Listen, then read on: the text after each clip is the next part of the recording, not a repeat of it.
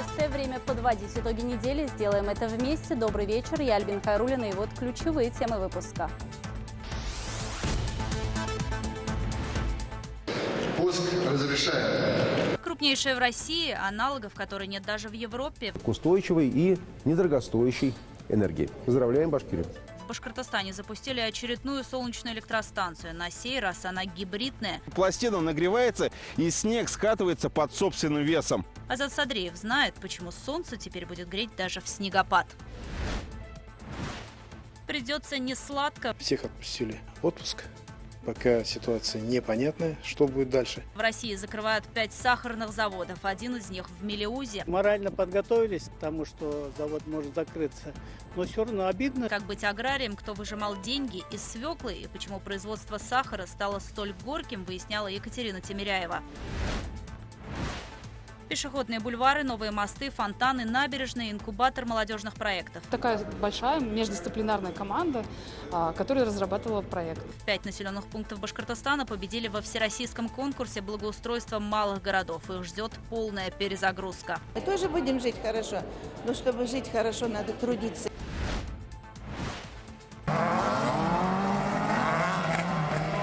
Скорость, адреналин, грязь и счастье на лицах. Жив ли автоспорт в Башкирии? И кто эти люди с бензином в крови? Главное угол держать большой.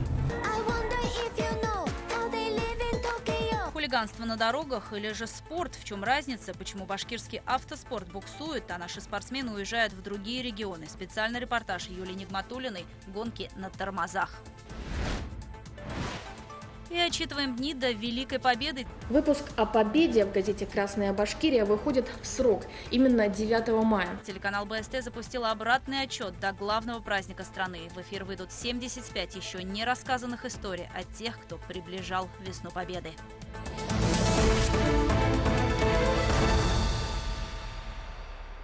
Роспотребнадзор посоветовал россиянам не покидать страну из-за распространения коронавируса. Глава ведомства Анна Попова подчеркнула, сегодня то время, когда не стоит выезжать из Российской Федерации. ВОЗ повысила оценку риска распространения коронавируса до очень высокого на глобальном уровне. По состоянию на сегодняшний день уже более 50 стран ведут борьбу с вирусом COVID-19. Число заболевших перевалило уже за 86 тысяч человек, 2979 погибших. В самой красной карантинной зоне Китай, Корея, Италия, Иран. Продавать путевки в эти страны запрещено. По словам главного санитарного врача, в стране подготовлены 366 обсерваторов. Россияне имеют возможность пройти тест на китайский коронавирус во всех регионах страны, в том числе и в Башкортостане. Учитывая, что вирус имеет особенности, о которых мы сегодня знаем, он какое-то время сохраняется на поверхностях. Он попадает через слизистые, не только при вдыхании, может попадать и через слизистые глаз, и попадать с грязными предметами руками и в рот. Поэтому сегодня нужно, так же как и при гриппе, примерно одинаковые правила, держать чистыми руки и все гаджеты, которые вокруг вас. Не забывать ополаскивать лицо и носовые ходы промывать в течение дня. Между тем, в Абзелиловском районе в больницу были доставлены 14 китайцев, прибывших в Башкирию с подозрением на заражение коронавирусом. Результаты, полученные 27 февраля, отрицательные. Все прошедшие обсервацию пациенты являются действующими сотрудниками местного предприятия. По данным Роспотребнадзора, на сегодняшний день на территории Башкортостана подтвержденных случаев заболевания новой инфекцией официально не зарегистрировано. Крупнейшая в России, аналогов которой нет даже в Европе, на неделе в Бурзянском районе запустили гибридную солнечную электростанцию на 10 мегаватт. Ее уникальность заключается в том, что она обладает большим объемом накопительной энергии. Запуск СЭС состоялся в прямом эфире на открытии Российского промышленного форума с участием главы Башкирии Ради Хабирова. Теперь район не будет страдать от аварийных отключений электричества. Но главное, как пошутил глава республики, чтобы это не стало причиной снижения рождаемости. Ведь уже много лет Бурзянский район держит лидерство в вопросах демографии. Азат Садриев знает, почему даже в непогоду электричество в районе теперь будет всегда. Уважаемый Ради Фаритович, пуск солнечной электростанции. Прошу разрешить. Пуск разрешаем. Простым нажатием на кнопку сотрудник новой солнечной электростанции запускает сложный процесс накопления энергии. Раньше электричество поступало в Бурзянский район по одноцепной линии из Белорецка, а это около 100 километров. В случае любой аварии или обрыва проводов муниципалитет оставался без света. В домах выходили из строя телевизоры, стиральные машины и другая техника. Теперь перебоев не будет. Объект полностью автоматизирован и рассчитан на работу как параллельно с сетью, так и в автономном режиме. Бурзянская СЭС общей мощностью 10 мегаватт имеет систему накопления энергии общей емкостью 8 мегаватт-час. Новая генерация обеспечит аварийное питание района, всего района. Также она может работать в автономном режиме в случае отключения линии электропередач или работы на линии. Станция вырабатывает энергию даже в такую снежную погоду. Фотоэлектрические элементы расположены под углом 35 градусов. При попадании на них солнечного света пластина нагревается и снег скатывается под собственным весом. За запуском Бурзянской солнечной электростанции в прямом эфире из Уфы следили гости и участники Всероссийского промышленного форума. Международные эксперты назвали открытие объекта в Башкирском Зауралье не иначе как шагом в будущее. Электростанция включает в себя систему накопления энергии, что дает нам большую гибкость в плане эксплуатации и подключения к сети. Источник солнечной энергии, на мой взгляд, очень важен, и это действительно одна из самых главных возможностей для будущего, чтобы получить устойчивое производство энергии. Потому что во многих районах у нас нет никакой возможности иметь что-либо другое. Есть отдаленные районы, куда ЛЭП не протянешь, где нефтепровод не проложишь. И вот как раз для таких районов очень хороша возобновляемая солнечная энергетика. И опять же Башкирия оказалась флагманом в этой истории. А вообще эта тема, она не только экономическая, она, конечно же, прежде всего человеческая. И, кстати сказать, вот эти события в Башкирии, оно согласуется не только с российской государственной энергополитикой, но и с целями устойчивого развития Организации Объединенных Наций. А там как раз говорится о доступе к устойчивой и недорогостоящей энергии. Поздравляем Башкирию. Сейчас ручку возьми. Ученики Старосубхангуловской средней школы осваивают 3D-моделирование, программирование, виртуальную реальность. Дети говорят, что иногда уроки приходилось прерывать на самом интересном месте. Занятия в кабинете по программе «Точка роста» – одни из любимых среди местных школьников, но когда электричество отключали, виртуальные путешествия приходилось откладывать. После запуска Бурзянской солнечной электростанции педагоги надеются, что теперь причин отставать от школьной программы не будет. Например, у нас проводится урок информатики, то все, полностью этот урок приходится отменять. И дети занимаются или теорией, или чем-нибудь другим. Вот. Или уроки технологий у нас тоже связаны с применением 3D-принтеров там, или каких-то станков, компьютеров. Сейчас век технологий. Соглашение о сотрудничестве и строительстве Бурзянской солнечной электростанции подписали глава республики Ради Хабиров и генеральный директор компании «Хэвел» Игорь Шахрай на полях Петербургского международного экономического форума. Стороны и дальше будут совместно работать над развитием солнечной энергетики в регионе. До этого Бурзянский район оставался единственным башкирским муниципалитетом, не имеющим резервной линии подачи энергии. В случае аварии села и деревни погружались во мрак на несколько дней. До сегодняшнего дня у нас отключения плановые происходили в летние периоды. Мы старались сделать так, чтобы это происходило летом на 8 часов 2-3 раза в год. Но если аварийное отключение происходит, то это здесь уже внеплановые. Тут уже угадать было невозможно.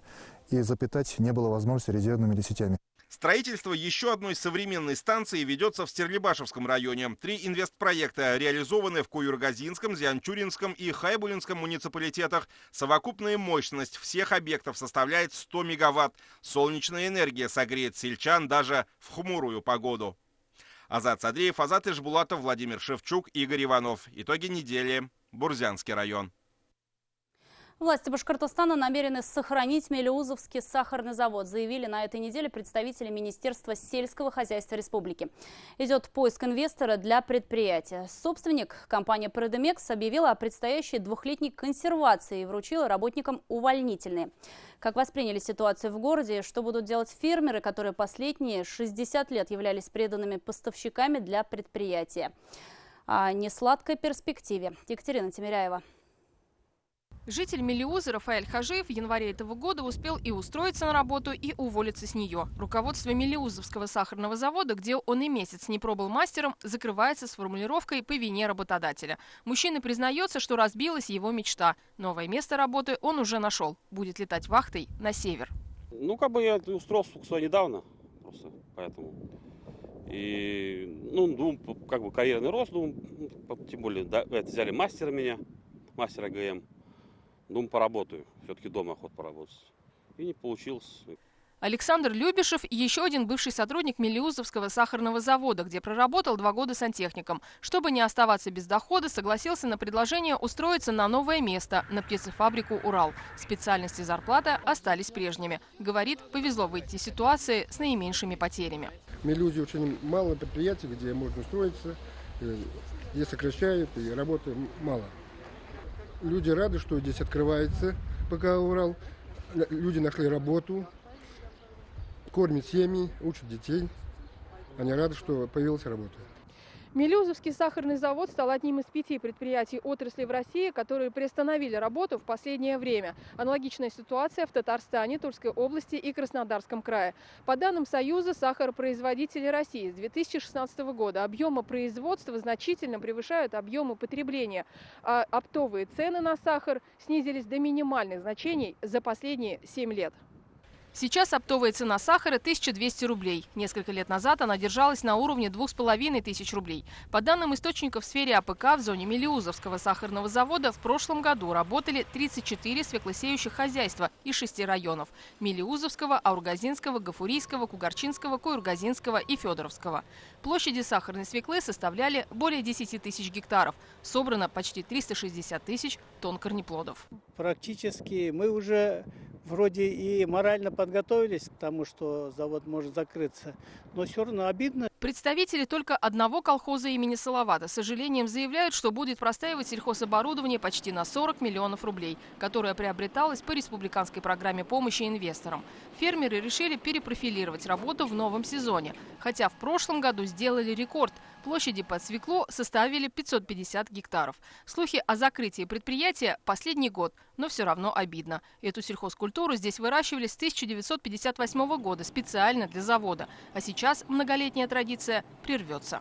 Мы с этими площадями, у нас есть семена, есть планы по развитию животноводства, так что эти севообороты мы, скорее всего, пустим под кормовой севооборот. Они более ближе расположены к фермам и ровные поля под кормовой севооборот. И будем выращивать кукурузу, на силос, на зерно, сенажные культуры. В этом году Мелиузовский сахарный завод должен был отметить свой 60-летний юбилей. В его истории громкие награды советского времени. Предприятие дважды по 5-леткам признавалось лучшим в стране и имеет соответствующие награды. В сезон задействованы 460 рабочих. Сейчас остались работать только 100. Административный корпус и цех отгрузки. Собственники, московский холдинг «Предимекс», объявил о консервации на 2 года.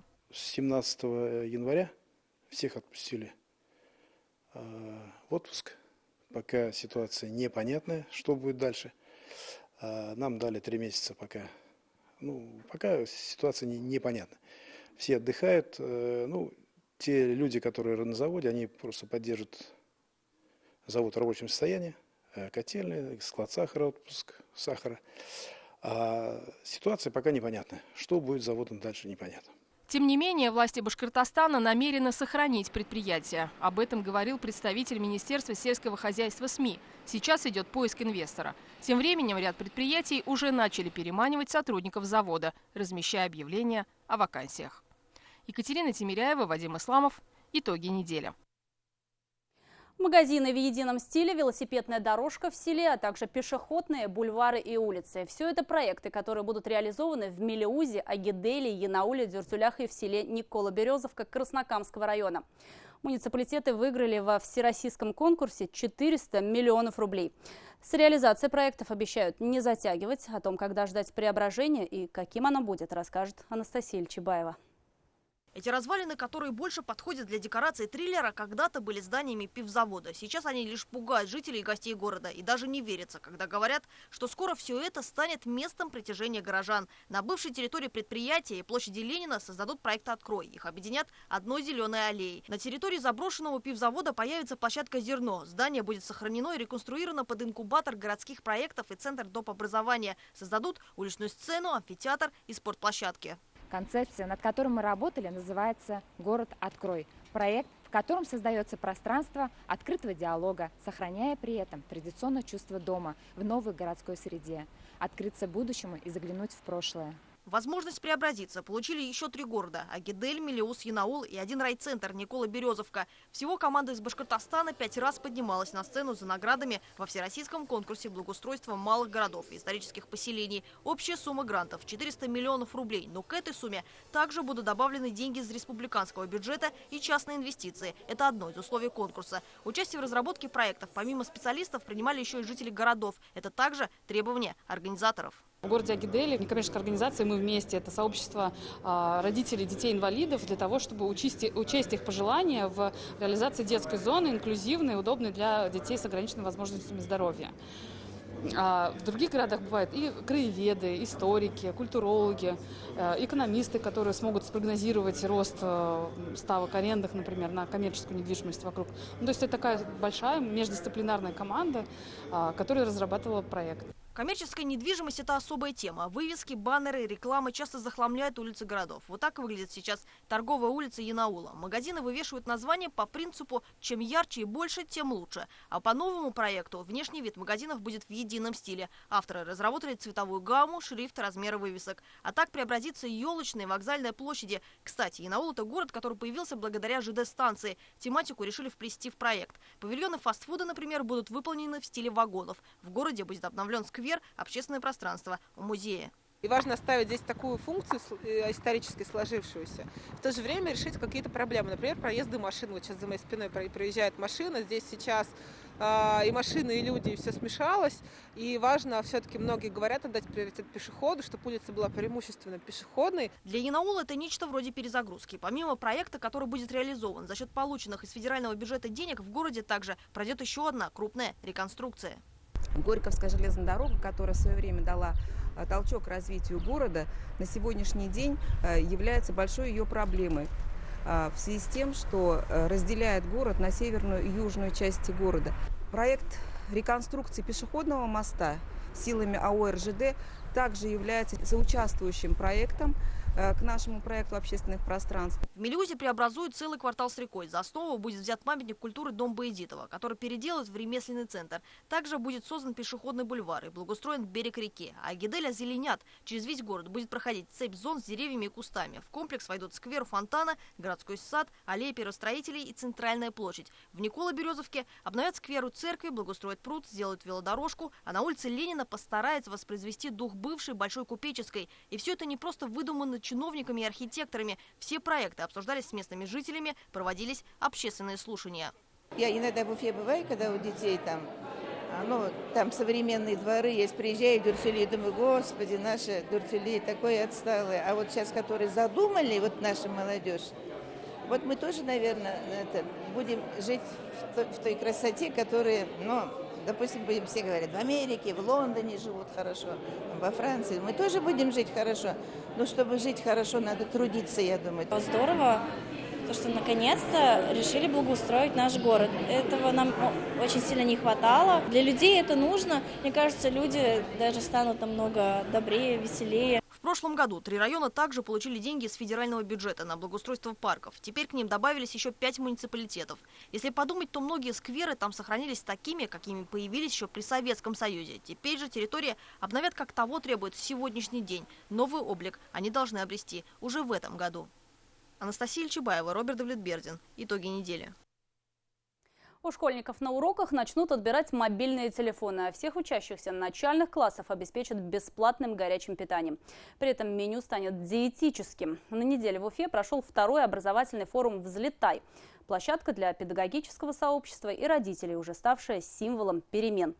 Напомню, именно на этом мероприятии год назад анонсировали 5-дневную учебную неделю. Много сюрпризов было и в этот раз. В том числе впервые представили эскизы возможных вариантов единой школьной формы. Мой коллега Артур Шамсудинов одним из первых смог увидеть взлетную полосу очередных новшеств. Наряду с обычными тетрадями ученики этой 102-й Уфимской гимназии перед началом урока раскладывают на партах и планшеты. На занятиях это уже привычный учебный инструмент, в котором школьники выполняют контрольные упражнения. Учителям такой подход упрощает работу, например, в части проверки. Детям делает интереснее процесс обучения. Телефоном я пользуюсь только тогда, когда вот мне действительно нужно, например, там посмотреть уроки или, допустим, зайти в школьный журнал, сейчас электронный журнал. Впрочем, есть у использования гаджетов и обратная сторона. Школьник может нужные ответы в интернете быстро найти, а иной раз просто отвлечься на игры. Специалисты отмечают, что впору говорить о цифровом аутизме. Подростки не могут долго концентрироваться на чем-то важном и плохо запоминают программу. Тему повсеместного увлечения смартфонами на 2-м ежегодном форуме «Взлетай» подняла глава республики. Ради Хабиров предложил ограничить использование гаджетов в школе. На совещаниях это бич божий уже просто стал. На совещаниях считается естественным. С важным умным видом он что-то там листает, он, видите ли, делом там занят и так далее. Поэтому я у себя на оперативке запретил своим министрам, там, зампремьерам сидеть, копаться в своих айфонах во время совещания. Ну, как лучше даже пошло. Инициативу уже сейчас поддержали учителя. Помимо того, что смартфоны отвлекают детей на уроках, они еще и зрение портят. И это не говоря о влиянии электромагнитного излучения. В нашей школе уже практикуется. То есть мы создали такую систему. Приходя в школу, ребенок в определенные коробочки собираются эти телефоны. В принципе, они в учебном процессе только мешают. И учителя тоже так же, как и дети, складывают свои телефоны и забирают их только уходя из школы. Предвидя, что дискуссии на этот счет могут развернуться нешуточные, Ради Хабиров подчеркнул, отказ должен быть добровольным и осознанным. Так же, как, например, переход на единую школьную форму. Кстати, абсолютное большинство родителей и учителей, свыше 80%, эту идею поддержали.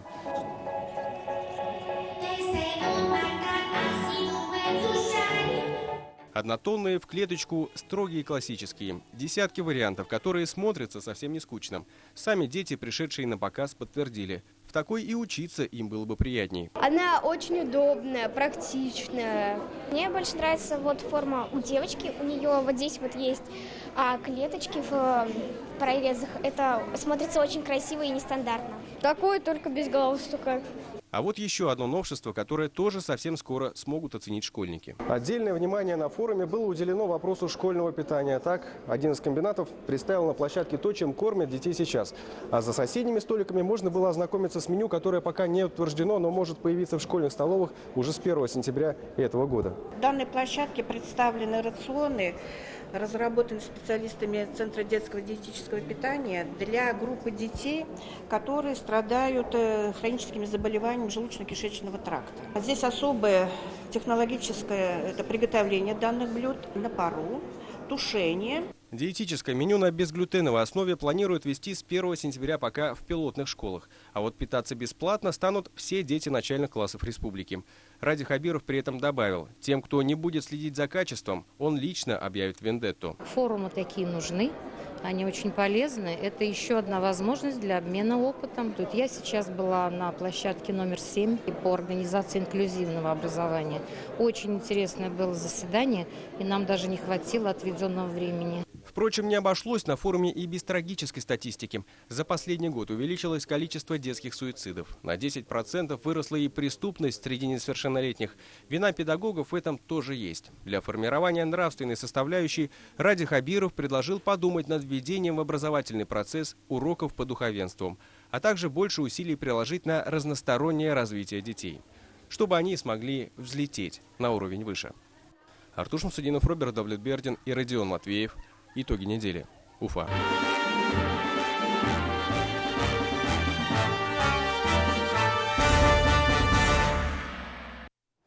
68 дней до победы. Телеканал БСТ запустил обратный отсчет до главного праздника страны. Каждый день в эфире новостей наши корреспонденты будут знакомить зрителей с теми, кто приближал весну победы, героически сражаясь в боях или отдавая все для фронта в тылу.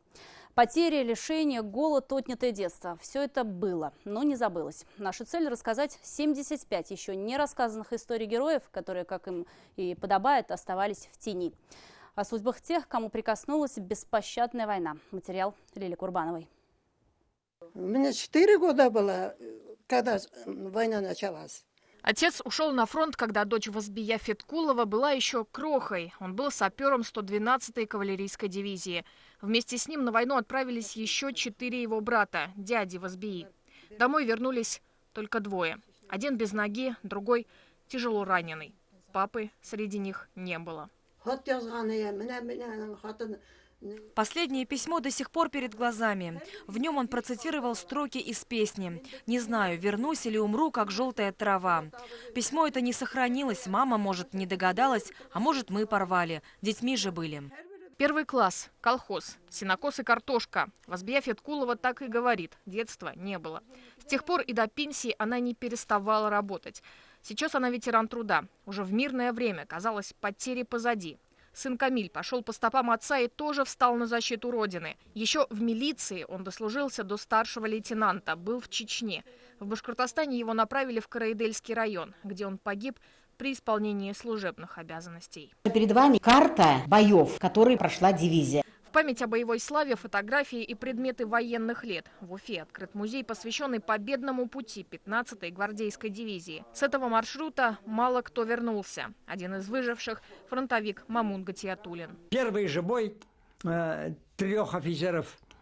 2 сразу убило, 3 тут же под Белгородом на мину наступил. Но убивали все же не столько пули, снаряды голода истребляли людей. На полях мелкой картечью лежала старая, долго лежавшая проса. Миниддин Сарбулатов рассказывает, тогда тоже собирал его. Зерна почистили, смолотили и сварили. Кто знал, что похлебка не утолит голод, а принесет горе.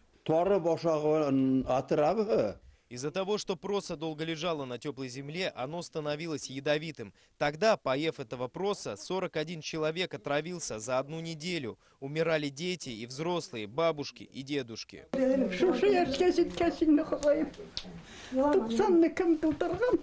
90-летняя именинница словно пытается доказать, больше голода в ее семье не будет. В этот день стол ломится от угощений, а главный подарок – внимание всех 6 детей и 38 внуков. В годы войны Фания Бекмухаметова с сестрами собирали и продавали ягоды и травы, пели песни. Говорит, это помогало пережить трудные времена. Мне было 12 лет, когда в колхозе работала, на себе дрова таскала, землю пахала. В город всегда водили помощь солдатам. А если не могли найти машину, то и зимой в бураны на себе тащили сани. Это сейчас хорошо, дороги есть. Раньше не так было. О героическом труде писали в газетах. Корреспонденты и редакторы уходили на фронт, воевали поэты и писатели. Они рассказывали людям, что же на самом деле происходит в гуще военных событий. Работа не останавливалась. Нерегулярно поступала бумага, кадров не хватало, но однако газета выходила, как бы трудно не было. Я вот помню, в 1985 году тираж газеты доходил до 7 тысяч экземпляров. В Башкортостане периодика выпускалась и на русском, и на башкирском языках. Выступление Молотова почти на всю страницу было тоже оперативно переведено. Но в издании «Кызыл-Башкортостан» публикуется только на следующий день. Возможно, тираж не успевают запустить. Выпуск о победе в газете «Красная Башкирия» выходит в срок, именно 9 мая. Здесь акт о военной капитуляции, указ Президиума Верховного Совета СССР. И даже успели написать стихотворение. Для радости сегодня грудь тесна, ей сотни песен, места мало. Настала долгожданная весна, такой еще на свете не бывало. И во время войны искусство помогало не падать духом. Ансамбль Файзи Гаскарова в 1941 году готовился к гастролям в Москве. Но вместо купола сцены выступать пришлось под пулями. Только за 13 дней коллектив дал на фронте 25 концертов. Файзи Гаскаров вспоминал, бойцы из Башкортостана очень скучали по родине. Из деталей двигателя сбитых фашистских самолетов научились делать курай. Выступали на опрокинутых бортах грузовика, когда, то есть там во время бомбежки, то есть это приходилось делать. Потом они также выступали в госпиталях, где были раненые бойцы, то есть это было их долг. Они должны были, несмотря ни на что, то есть показать, что все-таки есть еще жизнь. Сквозь огонь боев в Польше при переправе через Холодный Одер, сквозь бесконечные пулеметные очереди и град минометных выстрелов фашистов. Танк Т-34 Низамуддина Вахитова вместе с экипажем достиг берега и вступил в бой. Ветеран тогда еще мальчишка, он был заряжающим. Бронебойные или осколочно-фугасные, где и какой снаряд лежит, знал на ощупь. В памяти Низамуддина Вахитова отпечаталась смерть молодого командира. Был очередной бой. Наш командир постоянно открывал люк башни и стоя наблюдал за перемещением противника. Повсюду свистели пули, разрывались снаряды. Я слышал, как пули стучали по нашей броне. Я хватал за китель лейтенанта и говорил: «Садись, застрелят». Но тот все снова открывал люк и выглядывал. В очередной раз, когда я его дернул, он упал рядом, и я увидел кровь на его лице. Всю войну Низамуддин Вахитов молился. Теперь суры Корана читает за благополучие своих близких и за то, чтобы в мире больше никогда не проливалось столько крови.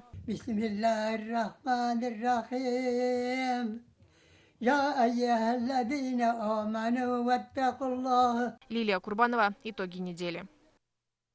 Ну а прямо сейчас время новостей короткой строкой, чем еще запомнится уходящая неделя.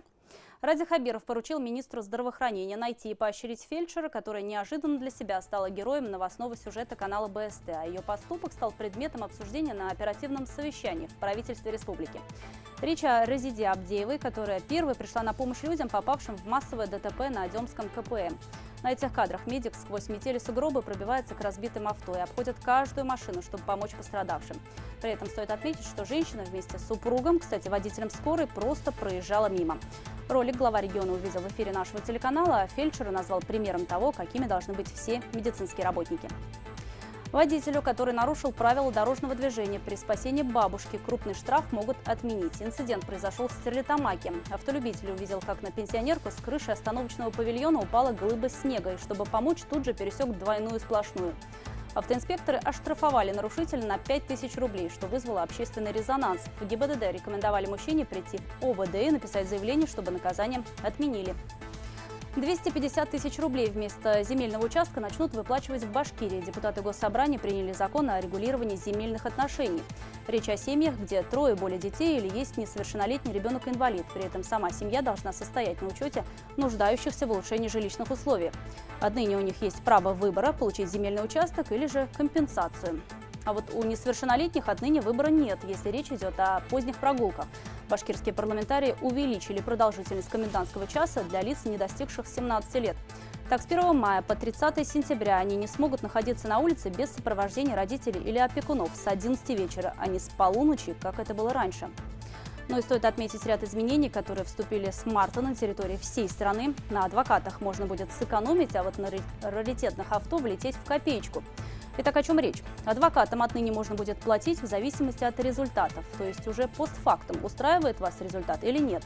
Правда, договориться об этом нужно заранее, прописав данный пункт в соглашении об оказании юридической помощи. Правда, на услуги, касающиеся уголовных и административных правонарушений, это не распространяется. А вот тем, у кого в гараже пылится раритетный автомобиль, придется пройти экспертизу, чтобы получить паспорт транспортного средства. Соответствующие изменения в законах инициировал Росстандарт, который ввел новый ГОСТ. Под него попадают легковушки и грузовые авто, автобусы, мопеды, мотоциклы старше 30 лет. Чтобы получить статус классического, транспортное средство должно быть приведено в исходное состояние и получить соответствующий паспорт. Проверяться будут фары, тормозные системы, шины, колеса, внешний вид, интерьер, а также пожарная безопасность. Вот уж настоящий раритет. Золото Сармата в Башкирии открыли для всех. Речь об уникальной коллекции, ошеломивших в свое время весь научный мир золотых оленей, которым больше 2500 лет. Мало кто знает, что в 90-х республика едва не лишилась своего богатства. Под видом международной выставки коллекцию вывезли за рубеж. Частная фирма из-за долги успела заложить изделия в банке. Чтобы вернуть реликвию домой, золото сарматов объявили достоянием республики. Когда это удалось, золото по Уфе везли на бронированных автомобилях в сопровождении вооруженной охраны. А доступ к экспонатам долгое время был открыт лишь ученым. Но это уже в прошлом. Сейчас увидеть знаменитую коллекцию может любой желающий в Музее археологии и этнографии. Тем временем предприимчивые бизнесмены решили сделать деньги из воздуха. В Башкортостане начали продавать воздух в жестяных банках. Отличился предприниматель и общественник Артур Идальбаев. Пока будем заполнять, те, кто снимает, пожалуйста, не дышите, ладно? Горный воздух был законсервирован прямо на вершине горы Ремель. Такие банки экс-чиновник предлагает дарить как сувенир друзьям и коллегам. На консервных банках виднеется фирменная наклейка, на которой даже перечислен состав воздуха. Ну а теперь о спорте. Хотя бытуют споры, а спорт ли это или бесчинство хулиганов и просто любителей больших скоростей. Гонки на тормозах. Специальный репортаж Юлии Нигматуллиной. Он выйдет в эфир сразу после итогов недели.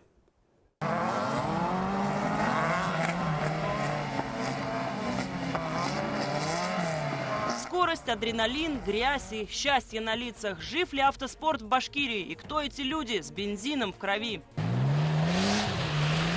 Главное угол держать большой. Картинг, ралли, дрифт. В России они собирают тысячи зрителей, а в республике оказались в подполье. Самая большая проблема – это отсутствие площадки для занятий. Хулиганство на дорогах или спорт? В чем разница? Как мы можем приравнивать вот этих безобразников и наших спортсменов? Почему башкирский автоспорт буксует, а наши спортсмены уезжают в другие регионы? Попробуем разобраться в специальном репортаже.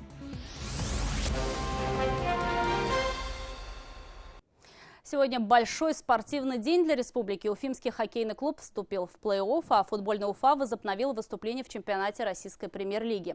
Впервые наш хоккей и футбол промоутируют, поддерживают друг друга, желают удачи, которой так нужна спорте и которой так не хватило сегодня нашим хоккеистам. Салават Юлаев уступил в Балашихе в дебютном матче 1/4 финала Восточной конференции Кубка Гагарина. В первой стадии плей-офф команде Николая Цулыгина достался в сопернике обидчик прошлого сезона – Омский «Авангард». В стартовом матче юлаевцы первыми открыли счет, отличился Лену Сумрак, но потом уфимцам приходилось догонять хозяев льда, которые к экватору встречи повели 3-1. Хартиканин сократил разницу в счете до минимума, но ненадолго. В итоге 5-2 в матче и 1-0 в серии в пользу «Авангарда». Перед плей-офф с командой уже по традиции встретился глава республики Ради Хабиров, пожелал удачи юлаевцам и рассказал о своих успехах в хоккее. Год назад глава региона пообещал хоккеистам, что встанет на лед, и свое обещание выполнил. Капитан юлаевцев Григорий Панин от лица команды подарил руководителю Башкортостана свитер, специально выпущенный к матчам Кубка Гагарина. Следующую игру серии уфимцы проведут в Балашихе 3 марта. Начало прямой трансляции на нашем канале в 21 час. Ну и, пожалуй, не ошибусь, если скажу, что сотни болельщиков сегодня смотрели телевизор, нервно переключая каналы. По крайней мере, такое оживление я наблюдала у нас в редакции. В первый день весны в игру вернулся футбольный клуб «Уфа». Сегодня наша команда провела первый официальный матч в 2020-м. Подопечные Вадима Евсеева сыграли в гостях против Краснодара. В противостоянии с одним из лидеров сезона уфимцы потерпели поражение со счетом 2-0. За подготовкой команды к весенней части сезона наблюдала наша съемочная группа. Артем Кочешев побывал на заключительных тренировках Уфы в испанском Бенидорме. Солнечная Испания – страна, в которой хочется отдыхать, но для футболистов это место работы. В Бенидорме больше 280 дней в году светит солнце. Даже в феврале этот город на побережье Средиземного моря привлекает много туристов. В особенности людей пожилого возраста. Отель, в котором остановилась Уфа – излюбленное место для гольфистов. Поля для этой игры простираются вокруг на несколько километров. Другие поля, футбольные, тоже редко простаивают. В Испании условия хорошие. Здесь вот до нас «Зенит» был, поэтому тут условия просто великолепные. Все есть для того, чтобы совершенствовать свое мастерство и хорошо тренироваться. На заключительном сборе Уфа провела 3 контрольных матча, обыграла швейцарский Рапперсвиль и китайский Далянь-Ифан и уступила московскому ЦСКА. К результатам не стоит относиться слишком серьезно. Соперники разного уровня, да и тренерский штаб башкирской команды варьировал состав. Было сложно, потому что вначале были одни команды запланированы еще до Нового года. Кто-то отказался, кто-то не могли найти, поэтому были как бы в спешке и ЦСКА. Мы договорились сыграть, да, и с китайским клубом. До этого были другие у нас соперники. Уфа славится выгодными продажами футболистов, но этой зимой состав никто не покинул, несмотря на высокий интерес к некоторым игрокам со стороны российских и европейских команд. Ну, были предложения по Надальчару, это всегда идет, да. Ну, мы поговорили с игроком, с его представителями. То, что предлагали нам в это трансферное окно команды, нас не устроило. Ну и не устроило все-таки и футболиста. Также были предложения, и по Табидзе были предложения. Были предложения по российским футболистам, но в это трансферное окно решили все-таки не отдавать никого. Новичков двое. Состав Уфы пополнили 19-летний опорный полузащитник сборной Узбекистана Астон Урунов и 19-летний нападающий юношеской команды России Гамит Агаларов. Здесь как быстро освоились? Были ли какие-то знакомые друзья в команде? Ну, если честно, так никого не знал лично, но очень быстро освоился, и ребята помогли, коллектив хороший, дружелюбный, и поэтому проблем с этим не было. Несмотря на очевидную разницу в бюджетах, Уфа в этом сезоне особенно успешно выглядит в матчах против лидеров чемпионата. После игры с Краснодаром уфимцам предстоит сыграть подряд с ЦСКА и Зенитом. Живые футболисты, к сожалению, покинули тренировочное поле в Бенидорме. Бьют часы, а это значит, что сбор в городе Бенидорм завершился. И теперь здесь, на зеленом газоне, только вот такие пластиковые манекены. Но совсем скоро возобновляется чемпионат России. И футбольный клуб Уфа вновь будет бороться за самые высокие позиции. Артем Кочешев, Ильдар Насрединов. Итоги недели. Испания. Бенидорм. Более подробный репортаж из Испании вы сможете увидеть на нашем телеканале в понедельник в 22:00 в спортивной программе «Тайм-аут». Ну а прямо сейчас специальный репортаж Юлии Нигматуллиной «Гонки на тормозах». Оставайтесь на канале БСТ.